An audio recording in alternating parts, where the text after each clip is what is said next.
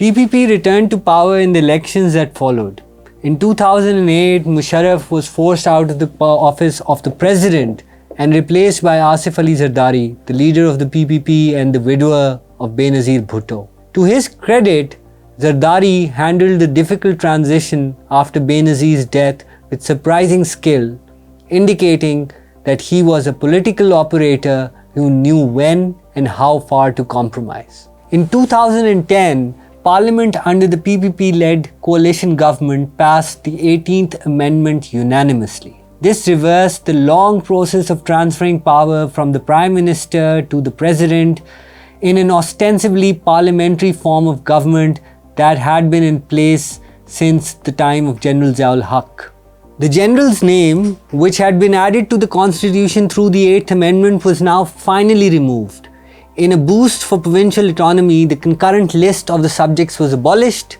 Seen as restoring Pakistan's long-suffering parliamentary form of government, these provisions were welcomed by a cross-section of political opinion. Meanwhile, the Supreme Court, where C.J. Chaudhary had been restored, took a more activist colour, posing a potent new challenge to the PPP's government. On January 4, 2011, the governor of Punjab, Salman Taseer, was shot and killed by one of his own security guards in Islamabad. He firmly stood his ground against the rising trend to target minorities under the controversial blasphemy law. In late 2010, the religious right condemned Taseer to hellfire for visiting an illiterate Christian mother of 5 who had been sentenced to death for slandering the Prophet. Originating in the post-colonial penal code of 1860s, the provision delimited the freedom of expression to protect religious sensibilities against undue provocation. A secular law which was turned into an instrument of Islamization during the Zia era, and in 1986 blasphemy was made punishable by death. There were hardly any cases registered under the blasphemy law until then. By the time of Taseer's assassination, there were hundreds of blasphemy cases. Taseer's death was a setback to the hopes of building a more liberal society, graphically symbolizing the dangers of religious extremism in everyday life. In 2011 came the discovery and killing of Osama bin Laden in the garrison town of Abbottabad, which belied claims by the Pakistani security officials that Osama was not in Pakistan. This fractured the already fraught US-Pakistan relations. The fact that Osama was found on Pakistani soil was something that the international community was unwilling to forget or forgive. Nevertheless, despite an activist Supreme Court and a myriad of challenges, the PPP-led government completed its 5 years, but not before one of its prime ministers was disqualified by the Supreme Court. 2013 elections brought Nawaz Sharif to power. Dr. Jalal writes, "The primary lesson to emerge from Pakistan's history is that democratic transitions after a period of military rule are inherently messy and reversible. A constitutional change from one civilian government to another is a necessary but insufficient condition to bring about a decisive change in the civil-military equation. The army continues to shape foreign and defense policies and has the ultimate say in internal security matters. This is the nub of the matter. Ultimately, Pakistan's future course would depend on figuring out the riddle of civil-military relations in the country." Not all is doom and gloom for Pakistan, and there is hope in its future. For all of its litany of woes, Pakistan is not going to disappear from the map of the world in a hurry. Although there are innumerable challenges, internal and external, the situation has not altogether gone off the rails. Disenchantment with religious extremism is finding expression through a variety of mediums. More and more Pakistanis, not just those with access to the new social media, are questioning the role of military in politics and want control of their affairs to be vested in the hands of the parliament they can elect and hold accountable. There is admiration for Turkey, whose blending of Islamic belief and practice with a cosmopolitan and democratic outlook under justice and democratic parties held up as a role model Pakistan should emulate in its efforts to move beyond military rule.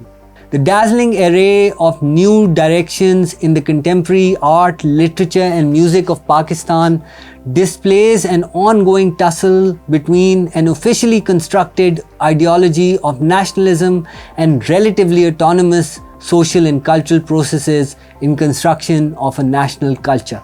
Being played out in the vortex of global politics, the battle for the soul of Pakistan does not yet have a clear winner. The citizens of Jinnah's Muslim homeland have a voice still in determining its future. Dr. Jalal's struggle for Pakistan is a compelling journey through the labyrinthine corridors of history, offering a rich tapestry of insights into the Muslim homeland's tumultuous birth, the pangs that accompanied it, and the journey it took to become what it is today. A country unsure of itself, with a broad-based consensus on democracy instead of authoritarianism with which it is plagued. There is also the question of religious extremism. Pakistan has transformed from being a Muslim homeland to a killing field in the name of Islam. There are counter-currents against this, and with time it is expected that the twin-headed monster of religious authoritarianism would be decisively caged. With meticulous research, captivating storytelling, and a deep understanding of the complexities that continue to shape Pakistan and the myriad of challenges confronting it, Dr. Jalal's work stands as a quintessential resource for scholars, students, and anyone seeking to grasp the intricacies of this nation's past and the enduring relevance of its founding ideals, which were anything but what the country reflects at the moment. In her telling, Jinnah's transformation from an anti-colonial nationalist to advocate of a distinct Muslim identity underscores the intricate dynamics at play during this period of history. It is a testament to Dr. Jalal's meticulous research that she highlights how Jinnah's vision for Pakistan was rooted in addressing the concerns of Muslims in both majority and minority areas, ultimately advocating for a federal Indian constitution. Moreover, the book illuminates the regional dimensions of Pakistan's inception, particularly in the cases of Sindh and Bengal, where the aspirations of Muslim communities differed from those in other provinces. This regional diversity further complicates the narrative of Pakistan's formation. As Pakistan navigates its path through the 21st century, Dr. Jalal's book serves as a poignant reminder that the struggles and aspirations of its early years, and especially Jinnah's vision for a Muslim homeland that was inclusive and democratic, remains a source of introspection as well as inspiration, offering valuable lessons for challenges and opportunities that lie ahead for this country. To do this, Pakistan will need to hark back to the ideal of a civilian-led democratic state where elected institutions and not unelected ones are the ultimate arbiters of the destiny of its people.